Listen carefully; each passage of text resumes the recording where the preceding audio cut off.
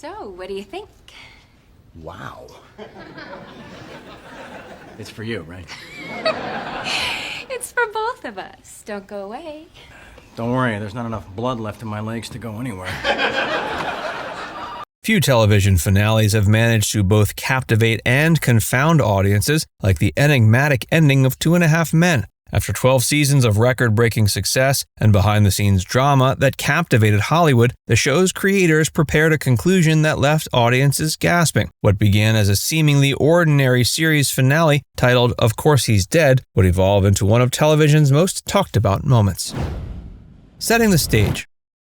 2.5 Men began as a lighthearted romp about bachelor life, the unpredictable antics of Charlie Harper, and the chaos introduced by his ever-present family. Over 12 seasons and 262 episodes, the series evolved from a carefree comedy into a layered narrative infused with self-referential humor and meta-commentary. At its heart, the show celebrated a uniquely American blend of audacity and irreverence, captivating audiences with its bold jokes and larger-than-life characters. Central to this legacy was Charlie Harper, a character whose persona embodied both charm and controversy. In the early seasons, his hedonistic lifestyle and wit made him an emblem of carefree excess. As the series progressed, however, internal shifts, both in narrative and behind the scenes, began to alter the show's dynamic. The infamous decision to kill off Charlie's character and replace him with Walden Schmidt marked a turning point, signaling not only a change in creative direction, but also reflecting the tumultuous off-screen dynamics, notably the very public fallout between Charlie Sheen and Chuck Lorre. The build-up to the finale.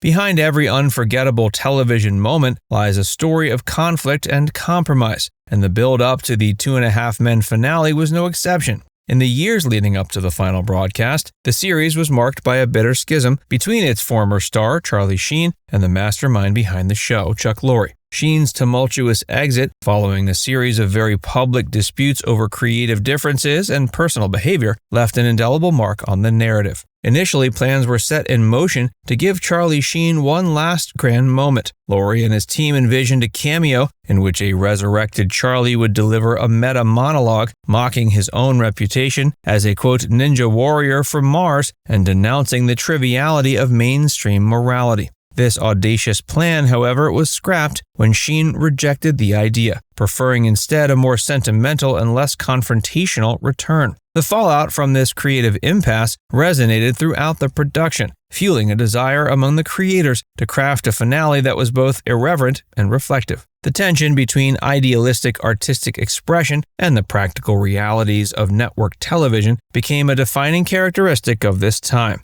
And contrary to popular speculation, 2.5 Men's cancellation was not primarily due to its risque content. The show actually maintained strong ratings throughout most of its run, even after Charlie Sheen's departure. Dissecting the controversial scene. You don't think that it's possible that the cops got the wrong guy, do you?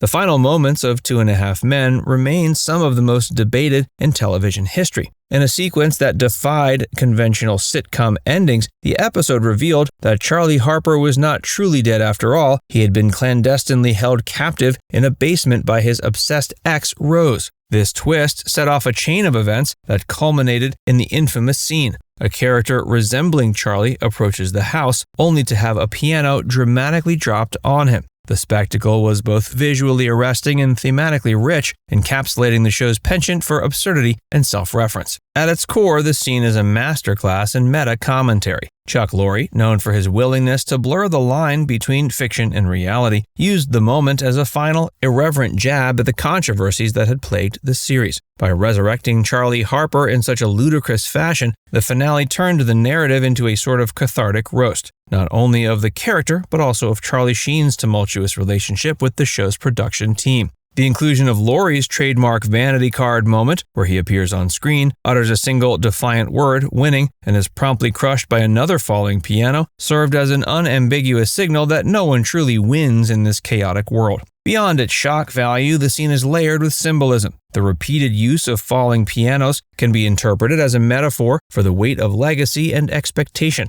For a show that had entertained millions with its irreverent humor, the absurdity of a piano drop was the perfect visual punctuation mark. A reminder that in the realm of television, the boundaries of narrative are as unpredictable as the real-life drama behind them. And the self-referential dialogue peppered throughout the finale provided a window into the creator's state of mind. It was a moment of honest reckoning where the writers and producers acknowledged that the series had outlived its own conventional narrative arc. Importantly, this scene also served as a commentary on the nature of celebrity and the often volatile relationship between public persona and personal reality. The image of a supposedly invincible character meeting such a ludicrous end encapsulated the fleeting nature of fame and a fitting epitaph for a series built on the larger-than-life antics of its central figure.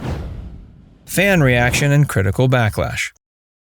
There had been so many rumors that you were going to be a part of the final season, you were going to make appearances. Tell us what's going to happen. Not the final season, I was willing to be a part of the final episode, so I'm just waiting for them. The reaction to the finale was as polarized as the scene itself. For many longtime fans, the closing moments of 2.5 Men felt like a betrayal, a departure from the heartfelt, character-driven humor of the early seasons. The abrupt resurrection and subsequent demise of Charlie Harper, underscored by a piano drop, left viewers reeling. Critics and fans alike took to social media and review platforms, with IMDb ratings reflecting widespread discontent. Many argued that the finale's meta humor, while clever on paper, ultimately stripped away the sentimental core that had made the show resonate for so many years. On the other hand, a segment of the audience appreciated the bold, self-aware approach. They saw the finale as a fitting end for a series that had never shied away from controversy or from laughing at its own absurdities. This faction celebrated the unapologetic risk-taking of Chuck Lorre and his team, acknowledging that the final scene was a deliberate artistic choice rather than a product of declining quality. The contentious debates sparked by the finale even led to in-depth analyses on various media platforms, comparing it unfavorably to the more emotionally satisfying conclusions of shows like Friends and The Office.